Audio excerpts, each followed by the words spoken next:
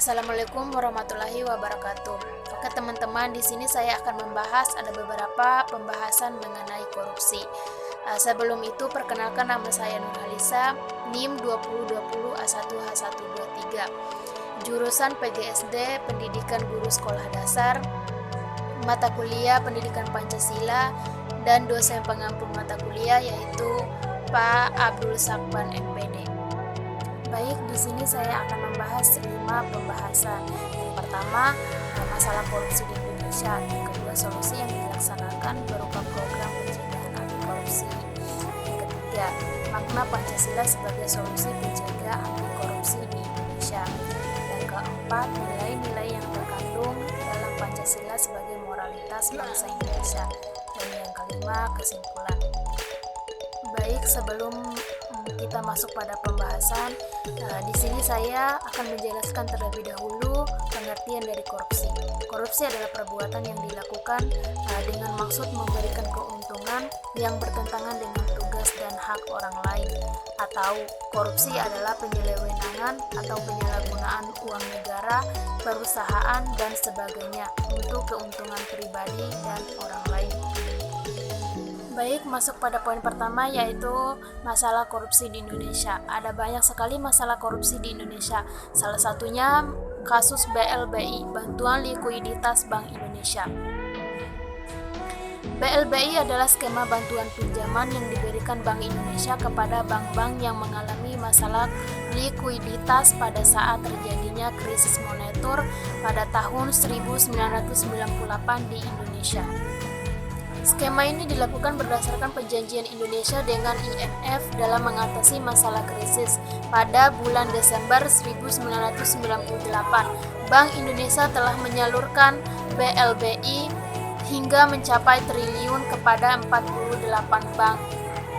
Salah satu kasus yang dapat menjelaskan kondisi perekonomian dalam dasawarsa terakhir tahun 2006 adalah skandal BLBI, Bantuan Likuiditas Bank Indonesia, antara utang, korupsi, dan globalisasi yang hingga kini tidak pernah selesai meskipun pemerintah telah berganti. BLBI adalah skema program bailout atau pengalaman untuk perbankan swasta dan pemerintah untuk dialihkan menjadi beban pemerintah lewat obligasi. Program pemulihan krisis ekonomi yang dipaksakan oleh IMF melalui LOI bersama Bank Dunia dan ADB sejak tahun 1998. Masuk pada poin kedua, yaitu solusi yang dilaksanakan berupa program pencegahan anti korupsi. Strategi pencegahan korupsi dilakukan agar bahaya korupsi dapat ditanggulangi dan celahnya dapat ditutup. Hal ini disampaikan oleh Wakil Ketua Komisi Pemberantasan Korupsi atau KPK, Lili Pintauli Siregar, saat melakukan sosialisasi pencegahan tindak pidana korupsi di lingkungan Kementerian Ketenagakerjaan Selasa 11 Februari di kantor Kementerian Ketenagakerjaan Kemenaker, Jakarta. Dalam paparannya, Lili memperkenalkan teori segitiga Freud.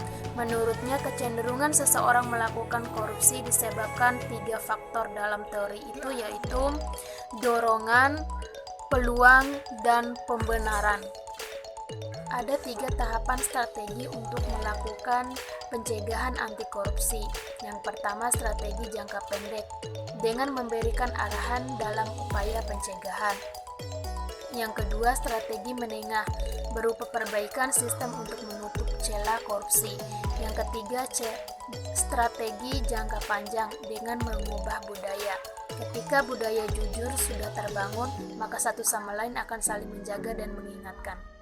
Masuk pada poin ketiga, yaitu makna Pancasila sebagai solusi pencegahan anti korupsi di Indonesia. Sila pertama, ketuhanan yang Maha Esa, memiliki esa agar kita takut terhindar dari niat dan godaan untuk berperilaku koruptif, karena yakin setiap decap langkah perilaku dan perbuatan kita di dunia fana ini diketahui olehnya.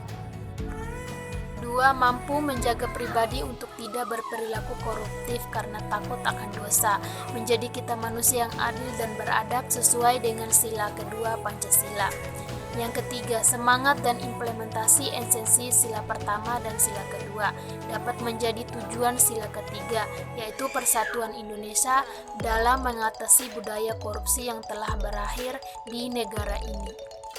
Yang keempat, tentunya peran melawan laten korupsi ini harus dipimpin dengan penuh hikmah dan kebijaksanaan sebagai esensi dari sila keempat Pancasila. Dan yang terakhir, kelima, sirnanya korupsi di Indonesia tentu menjadi harapan, impian, dan cita-cita kita bersama demi keadilan sosial bagi seluruh rakyat Indonesia yang termaksud dalam sila kelima Pancasila. Masuk pada poin keempat, yaitu nilai-nilai Pancasila yang terkandung dalam Pancasila sebagai moralitas bangsa Indonesia. Ada 3, yaitu yang pertama, nilai Pancasila sebagai ideologi, yang kedua, nilai Pancasila sebagai dasar negara, dan yang ketiga, nilai Pancasila sebagai norma etika kehidupan. Masuk pada poin terakhir, yaitu kesimpulan. Tindak pidana korupsi di Indonesia semakin banyak terjadi dan memberikan dampak bagi rakyat. Rakyat harus menanggung akibat tindakan pidana korupsi.